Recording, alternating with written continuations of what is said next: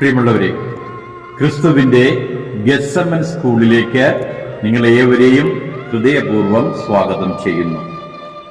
രണ്ടാം പാഠം ഭയത്തിന്റെ പുനർവ്യാഖ്യാനം എന്നതാണ് ഇന്നത്തെ ചിന്താവിഷയം. ഭയം ശത്രുവല്ല, സ്വയം ഭരണമാണ് നിഴലായി നമ്മെ പിടിച്ചിരിക്കുന്നത്.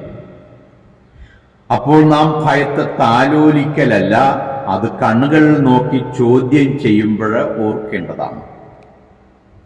ഈ സന്ദേശം ഭയത്തെ നീക്കം ചെയ്യേണ്ട ഇരുട്ടായി കാണുന്നില്ല, അതിലൂടെ കടന്നു പോകേണ്ട ഒരു കവാടമായിട്ടാണ് കാണുന്നത്.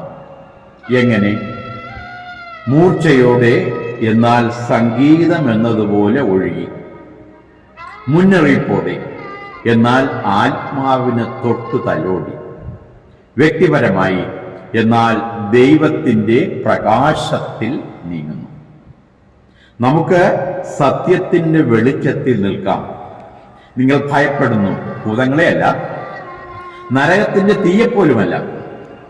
നിങ്ങൾ ഭയപ്പെടുന്നത് നിങ്ങളുടെ നിയന്ത്രണം കൈവിട്ടു പോകുന്ന ആ നിമിഷത്തെയാണ്. ജീവിതം നിങ്ങളുടെ വിരലുകളിൽ നിന്ന് മണൽ പോലെ ഒഴുകിപ്പോകുന്ന ആ അനുഭവത്തെ. നിങ്ങൾ ഭയപ്പെടുന്നു അപമാനത്തിന്റെ നഗ്നതയെ. നിങ്ങൾ ഭയപ്പെടുന്നു അനിശ്ചിതത്വത്തിന്റെ ശൂന്യതയെ. നിങ്ങൾ ഭയപ്പെടുന്നു നിങ്ങൾ ഇല്ലാതായാലും ലോകം മുന്നോട്ടു പോകുമെന്ന സത്യത്തെ. നിങ്ങളുടെ ആത്മാവിന്റെ മറഞ്ഞിരിക്കുന്ന വിറയലുകൾ വെളിച്ചത്താകുന്നതിനെ ഞാനും ഭയപ്പെടുന്നു. അതുകൊണ്ടാണ് നമ്മൾ മതിലുകൾ പണിയുന്നത്. പദ്ധതിയുടെ മതിലുകൾ, പ്രശസ്തിയുടെ വാതിലുകൾ, സുരക്ഷയുടെ ജനലുകൾ, സ്വയം സംരക്ഷണത്തിന്റെ കവചങ്ങൾ. നമ്മൾ അതിനെ വിവേകം എന്ന് വിളിക്കുന്നു. പക്ഷെ പലപ്പോഴും അത് ഭയം എഴുതിയ ഒരു നിശബ്ദ നിയമമാണ്. ഗെത്സമനിലെ രാത്രിയിലേക്ക് നടക്കുക. ഒലിവ് മരങ്ങൾ നിശബ്ദമായി നിൽക്കുന്നു. ആകാശം ശ്വാസം പിടിച്ചു നിൽക്കുകയാണ്. അവിടെ ദൈവപുത്രൻ മുട്ടുകുത്തി പ്രാർത്ഥിക്കുന്നു.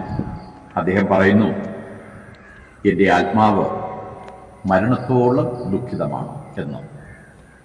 ഇത് കവിതയല്ല, ഉപമയും ഉൽപ്രേക്ഷയുമല്ല, ഇത് ആത്മാവിന്റെ സത്യമാണ്.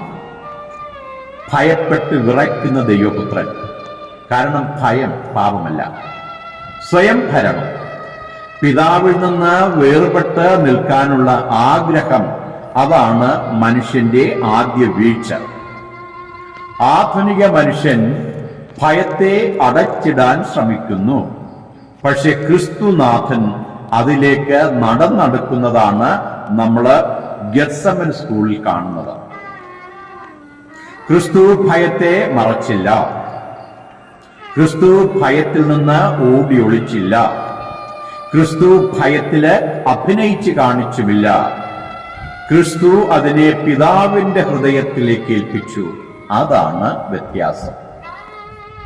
ഒറ്റയ്ക്ക് വഹിക്കുന്ന ഭയങ്ങൾ നമ്മുടെ ഹൃദയത്തെ പൊട്ടിക്കും, ഛിന്ന ഭിന്നമാക്കും. എന്നാൽ പിതാവിലേക്ക്, ദൈവത്തെങ്കിലേക്ക് ഏൽപ്പിക്കുന്ന ഭയം പ്രാർത്ഥനയായിട്ട് മാറും. അതാണ് ഞാനും നിങ്ങളും ഗെത്സമൻ സ്കൂളില് കാണുന്നത്. നിങ്ങളിൽ പലരും വേദന കൊണ്ട് ക്ഷീണിച്ചിട്ടില്ല, ഭാവന കൊണ്ട് ക്ഷീണിച്ചിട്ടുണ്ട്. ഇനിയും വരാത്ത നാളെയുടെ നിഴലുകൾ, ഇനിയും സംഭവിക്കാത്ത പരാജയങ്ങളുടെ ചിത്രങ്ങൾ, ഇനിയും തകർന്നു പോകാത്ത ജീവിതത്തിന്റെ ഭ്രമങ്ങൾ, ഇവയെല്ലാം നമ്മെ ഭയപ്പെടുന്നു. വിശ്വാസമില്ലാത്ത ഭാവന ആത്മാവിനെ തടവിലാക്കും. ഗെത്സമൻ സ്കൂൾ നമ്മോട് പറയുന്നു, ആ തടങ്കിൽ നിന്ന് പുറത്തേക്ക് വരിക. കാരണം നമുക്ക് മുമ്പേ ഒരാള് അവിടെ നടന്നു നീങ്ങിയിട്ടുണ്ട്. ഒരു കാര്യം പറയട്ടെ, നിങ്ങൾ കുരിശിനെ ഭയപ്പെടുന്നില്ല.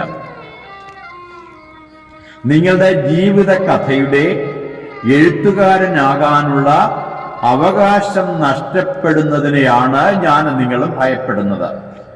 എനിക്ക് ഇപ്പോൾ ഈ സ്ക്രിപ്റ്റ് മാറ്റിപ്പറയാനുള്ള സ്വാതന്ത്ര്യമുണ്ട്. പക്ഷെ എനിക്കും നിങ്ങൾക്കും ജീവിതത്തിന്റെ സ്ക്രിപ്റ്റ് മാറ്റി എഴുതാനായിട്ട് സാധിക്കുന്നില്ല.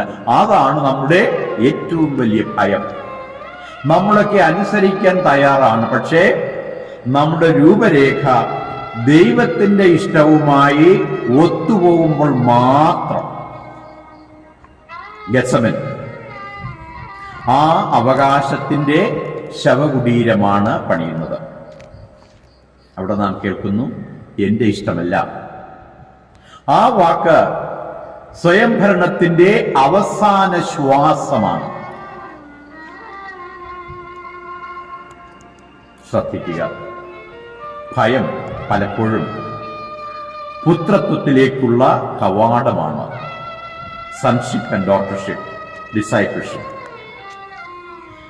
നമ്മൾ നിയന്ത്രണത്തിൽ അല്ലെന്ന് തിരിച്ചറിയുമ്പോൾ നമ്മൾ ആദ്യമായി വിശ്വസിക്കാൻ തുടങ്ങുന്നു. ഒരു കുഞ്ഞിന്റെ കാര്യം എടുക്കുക. കുഞ്ഞ് ഭയമില്ലാത്തവനല്ല. ആനയെ കണ്ട് ഭയന്ന് വിറച്ച് ഓടി വന്ന് അമ്മയെ കെട്ടിപ്പിടിക്കുന്ന കുഞ്ഞിനെ നമ്മൾ സാധാരണ കാണാറുണ്ട്. അപ്പൊ കുഞ്ഞിന്റെ ജീവിതത്തില് ഏറ്റവും ശക്തനായ വ്യക്തി കൂടെ നിൽക്കുന്ന അമ്മയാണ്. പക്ഷെ ഈ അമ്മയ്ക്ക് ആനയെ ഭയമാണ് എന്നുള്ളത് കുഞ്ഞിനറിയില്ല. ഈ ആശ്രിതത്വം തന്നെയാണ് ആ കുഞ്ഞിന്റെ ശക്തി.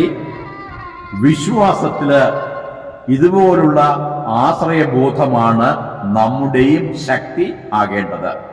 അമ്മയെപ്പോലെയല്ല, സൃഷ്ടികർത്താവായ ദൈവത്തിന് ഈ പ്രപഞ്ചത്തിന്റെ മേലുള്ള ശക്തി നമുക്കറിയാവുന്നത് കൊണ്ട് ആനയുടെയും അമ്മയുടെയും ഉപമയിൽ നിന്ന് കുറെ കൂടി ഉന്നതങ്ങളിലേക്ക് നമ്മുടെ ചിന്ത കൊണ്ടുപോകാൻ കഴിയും. നമുക്കിവിടെ എന്ത് ചെയ്യാൻ സാധിക്കും? നമ്മുടെ ഭയം ഓടിപ്പോകാൻ പറയുന്നില്ലെങ്കിൽ, നമ്മളെ അത് മുട്ടുകുത്തി പ്രാർത്ഥിക്കാൻ വിളിക്കുന്നുവെങ്കിൽ, ഓരോ ഭയവും ഒരു നിശബ്ദ ചോദ്യമാണ്. നമ്മോട് ചോദിക്കും, ഇവിടെ നീ എന്നിൽ വിശ്വസിക്കുമോ? ദൈവത്തിന്റെ ചോദ്യം. പ്രകാശത്തിലല്ല, ഇവിടെ ഇരുട്ടിന്റെ ഹൃദയത്തിൽ നീ വിശ്വസിക്കുമോ? സുരക്ഷയിലല്ല, ഇവിടെ നിസ്സഹായതയുടെ വാതിലിൽ നീ വിശ്വസിക്കുമോ? ഞാനും ഭയപ്പെട്ടിട്ടുണ്ട് ധാരാളം പ്രാവശ്യം. തെറ്റിദ്ധരിക്കപ്പെടുമോ എന്ന പേടി, പരാജയപ്പെടുമോ എന്ന വിറയൽ, ഞാൻ മതിയായവനല്ല എന്ന നിശബ്ദ വേദന. പക്ഷെ ഒരു രഹസ്യം കണ്ടുപിടിച്ചു. ഭയം അപ്രത്യക്ഷമായില്ല, പക്ഷേ അത് ദൈവത്തിൽ ഏൽപ്പിച്ചപ്പോൾ അതിന്റെ ശബ്ദം മങ്ങി. ഭയം നിലവിളിക്കും, പക്ഷെ അത് രാജാവല്ല. രാജാവ് സൃഷ്ടികർത്താവായ പിതാവായ ദൈവമാണ്. ഗെത്സമനില് പ്രാർത്ഥന കഴിഞ്ഞ് യേശു എഴുന്നേറ്റപ്പോൾ ഗെത്സമൻ തോട്ടം മാറിയില്ല, ഇരുട്ട് മാറിയില്ല. കുരിശ് അപ്പോഴും യേശുവിനെ കാത്തു പുറത്തു നിൽപ്പുണ്ടായിരുന്നു. പക്ഷെ അവന്റെ ഹൃദയം പിതാവിന്റെ ഹൃദയത്തോട് ഒന്നു ചേർന്നിരുന്നു.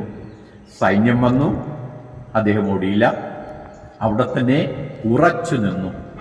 അതാണ് ആത്മീയ പക്വത. ഭയം ഇല്ലാതാകുന്നതല്ല, ഭയത്തിനുള്ളിൽ ദൈവത്തോട് ഏകീകൃതമാകുന്നതാണ് ആത്മീയ പക്വത. ഈ നോൻപുകാലത്ത് ഇങ്ങനെ പ്രാർത്ഥിക്കരുത്, കർത്താവേ എൻ്റെ ഭയം നീക്കണമേ എന്ന്. പക്ഷെ പ്രാർത്ഥിക്കേണ്ടത് ഇങ്ങനെയാണ്, കർത്താവേ എൻ്റെ ഭയത്തിൽ, അതിൻ്റെ ഇരുട്ടിൽ നീ എന്നെ കണ്ടെത്തണമേ. ഒന്നുകൂടി പറഞ്ഞാല്, കർത്താവേ എൻ്റെ ഭയത്തിൻ്റെ ഇരുട്ടിൽ എനിക്ക് നിന്റെ മുഖം കാണിച്ചു തരണമേ എന്ന്. കാരണം ഭയം ശത്രുവല്ല, ഒറ്റപ്പെടലാണ് ശത്രു, സ്വയം ഭരണമാണ് ശത്രു, സ്വയം സംരക്ഷിക്കാനുള്ള ആഗ്രഹമാണ് ശത്രു.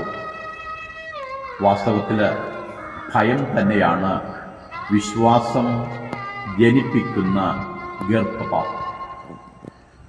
വീണ്ടും ആവർത്തിക്കുന്നു, വിശ്വാസം ജനിപ്പിക്കുന്ന ഗർഭപാത്രമാണ് ഭയം.